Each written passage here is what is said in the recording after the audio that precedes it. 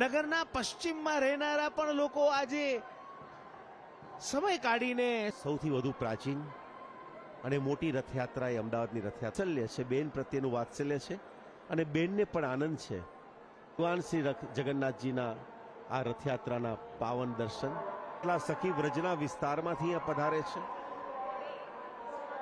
આપણે જોઈએ છીએ રથયાત્રાની પૂર્ણતઃ શરૂઆત થવા ઘડીઓ ગણાઈ રહી છે અને વિધિવત રીતે આ 147મી રથયાત્રા નો શુભારંભની આ ઘડીઓ ભગવાન શ્રી જગન્નાથજીને પુષ્પહાર માલા અર્પણ કરતા ગુજરાત રાજ્યના મુખ્યમંત્રી શ્રી ભૂપેન્દ્રભાઈ પટેલ, સાથે છે મહેન્દ્રભાઈ ઝા અને ટ્રસ્ટીગણ તેમજ ગુજરાતના રાજકીય અને સામાજિક આગેવાનો. તેની સાથે અમદાવાદથી પધારેલા નગરજનો, બહેનો અને ભાઈઓ સૌ આ પ્રતીક્ષાની ક્ષણને, આ ઘડીને, મંગલ અવસરને વધાવવા માટે આતુર છે. દિલીપદાસજી મહારાજ માળા દ્વારા, પુષ્પહાર દ્વારા મુખ્યમંત્રીનું પણ સ્વાગત કરે છે. ફોટોગ્રાફર જ કેટલા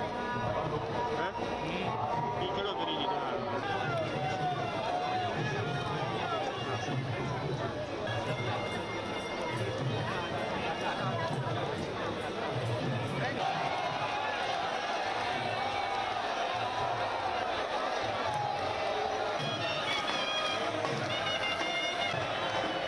165મા દિવસે એક વર્ષ પૂર્ણ કર્યા પછી ભગવાન જગન્નાથજી નગરચર્યા કરવા માટે જય જગન્નાથ દેવોની દુદુંભી વાગી રહી છે.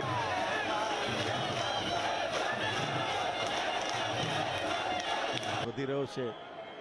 તમે નિહાળી રહ્યા છો આ એ દ્રશ્યો, હૃદયના દ્રશ્યો જોઈને આપણને એમ થાય છે કે એક તાંતણે એક સૂત્રથી